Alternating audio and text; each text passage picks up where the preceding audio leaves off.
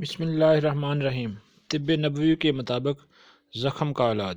رسول اللہ صلی اللہ علیہ وآلہ وسلم نے فرمایا، جب بھی کوئی کانٹا چبھتا یا زخم ہوتا تو آپ صلی اللہ علیہ وآلہ وسلم مہندی کا استعمال فرماتے تھے۔ آلو کے چپس۔ آلو کے چپس فرائی کرتے وقت اگر کڑاہی میں تھوڑی سی پسی ہوئی پھٹکڑی ڈال دی جائے تو چپس بہت خستہ، کرکرے اور سفید ہو جاتے ہیں۔ کپڑوں کے داغ۔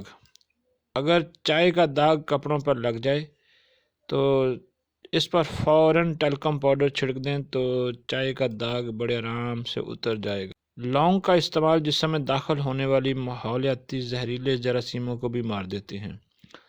لونگ کو ٹھنڈے موسم میں کھانا چاہیے کیونکہ اس کی تاثیر گرم ہوتی ہے۔ لونگ جسمانی سوزش کا خاتمہ کرتی ہیں۔